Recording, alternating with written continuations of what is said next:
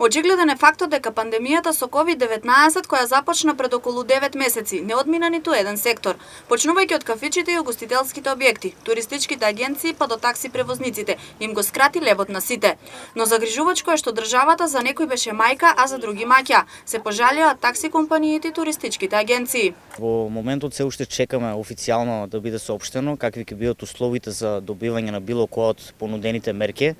За сега конкретно, че овие 8 месеци додека трае пандемијата не добивме апсолутно ништо, но како што кажавме, се уште чекаме да видиме што и како ќе се случува со понудените предлози и кои ќе бидат всушност условите за добивање на самите мерки или на самите грантови кои што владата предлага да ги даде на туристичките агенции и општо на туристичкиот сектор.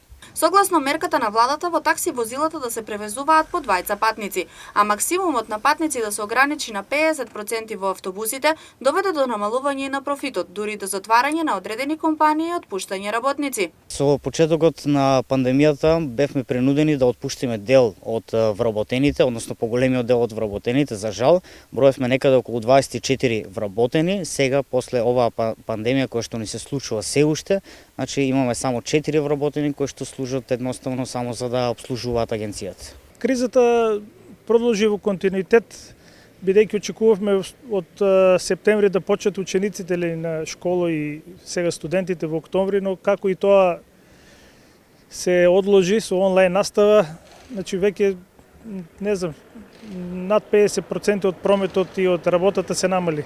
Туристичките агенции пак, како што ни кажа Русе, се здобиле со ненадминлива штета од 100%, бидејќи неисплатливо е да се организираат тури надвор од државата со намален број на патници. Секој си бара нова работа, се разбира до степен до кој дозволува ситуацијата во која се наоѓаме. Незадоволството се гледа и кај патниците, бидејќи наместо со едно такси да се превозуваат 4 лица, може само двајца. Бидејќи сме ограничени и тоа со 50% од патници. И многу од патниците и не избегнуваат, значи се јавуваат по тројца, четворица, не ги качуваме и сега се јавува и револти во тој дел. Конкретно и од такси компаниите на локално ниво и од страна на Сдруженијето на туристички агенции се поднесени повеќе барања до државата, со цел да им се помогне во овие тешки времиња. Неизвестно е што ќе им се понуди и кои ќе бидат условите. Едноставно, само надежта останува за спас од кризата.